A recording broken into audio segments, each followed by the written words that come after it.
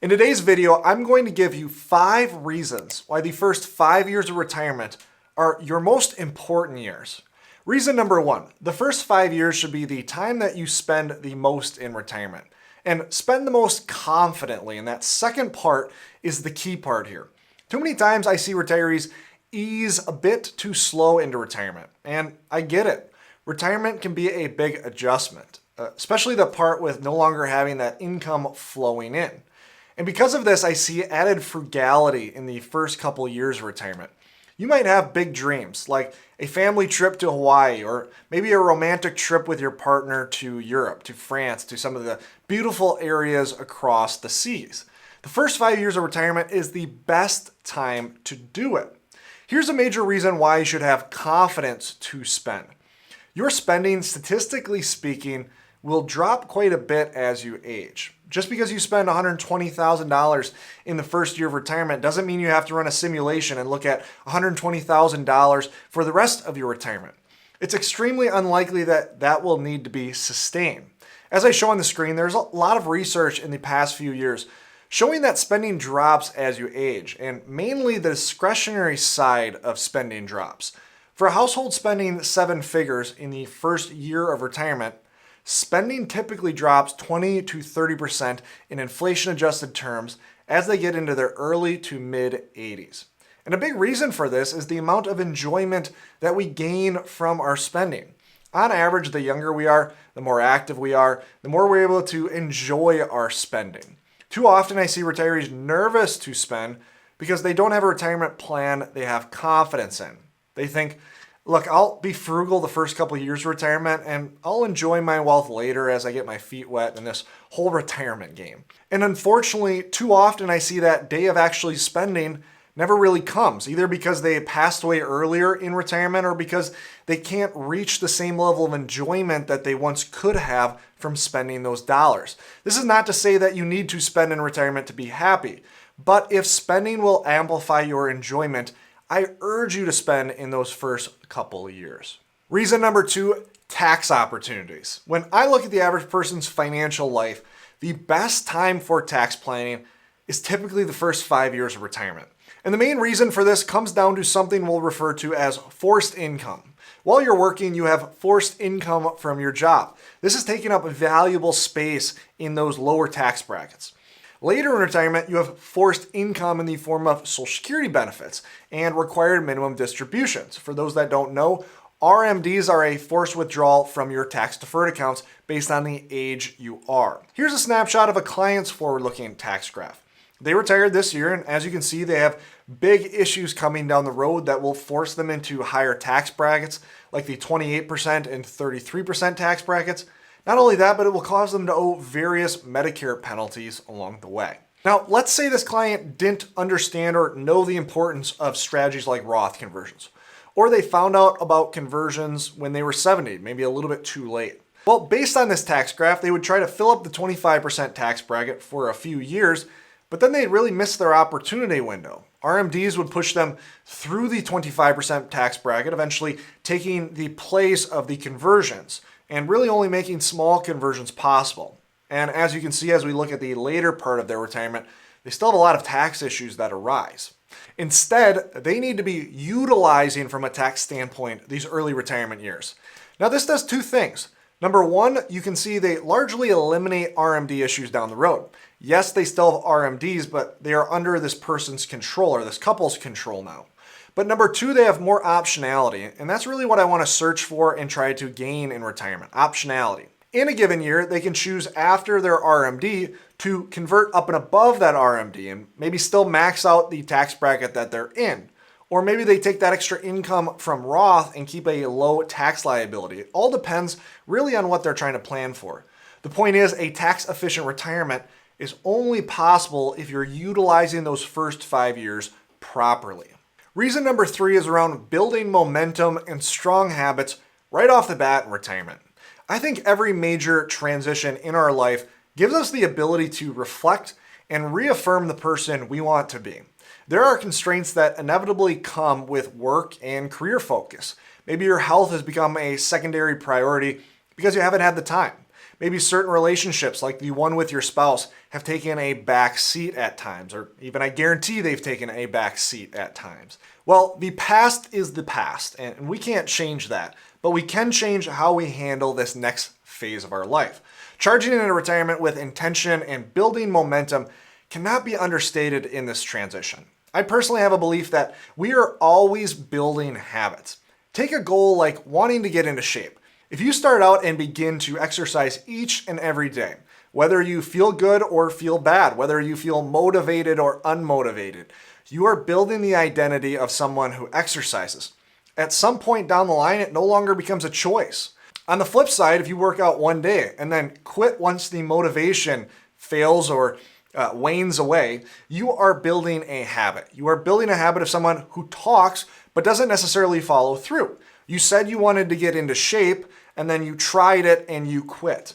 And so the team here at Safeguard and myself sees hundreds of retirements.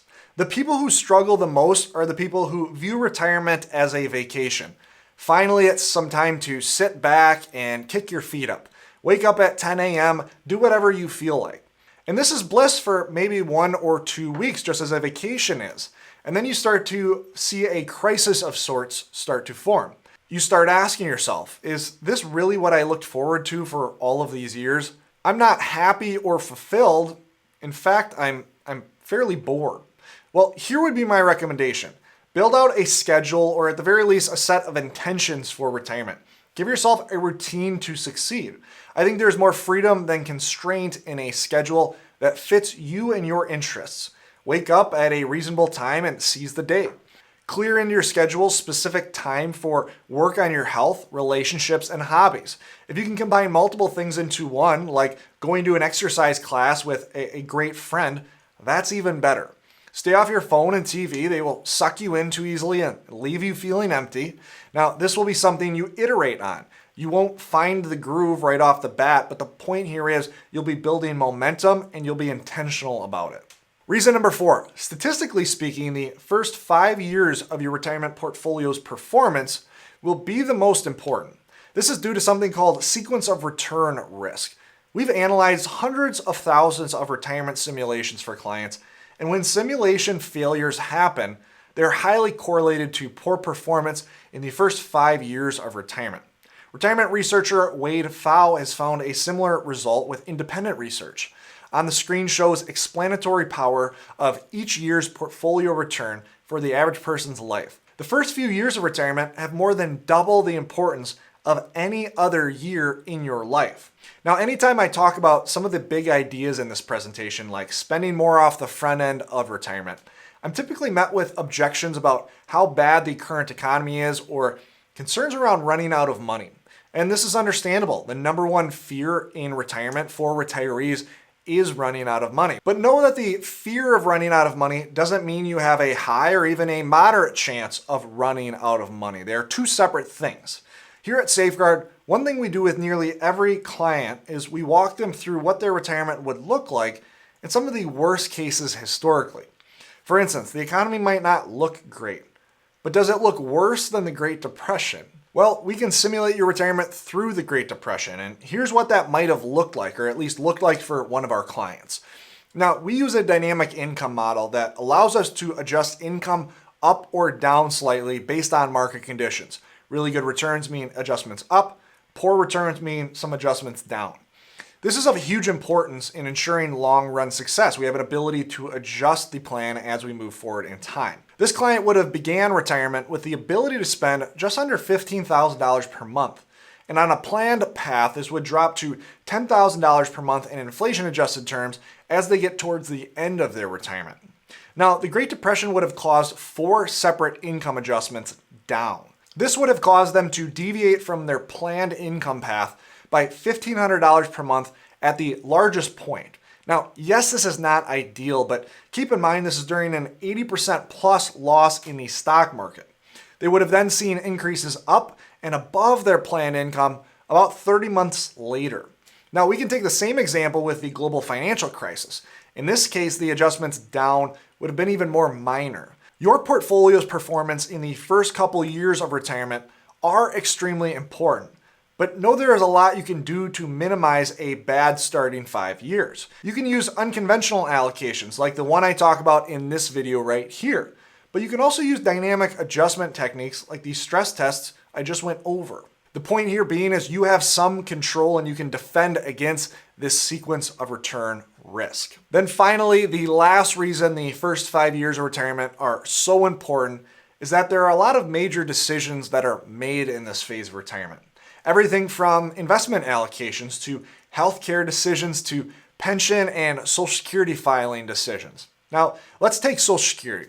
Social Security filing is a decision that should be personalized to your situation, longevity expectations, and more. This is not something where everyone should have the same Social Security filing strategy. But the message here is that regardless of which filing strategy you choose, it's a very important decision.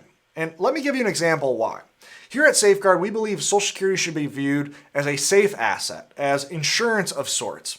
Let's take a couple with a bit more than $1 million in savings and $90,000 of income need. If this couple filed right away, this decision would feel pretty good right off the bat. They'd have income flowing in, taking less from their portfolio, but it would cost them big time in the long run. This is because the gap that their portfolio needs to fill will only grow through time unless they are adjusting their income down in a big way.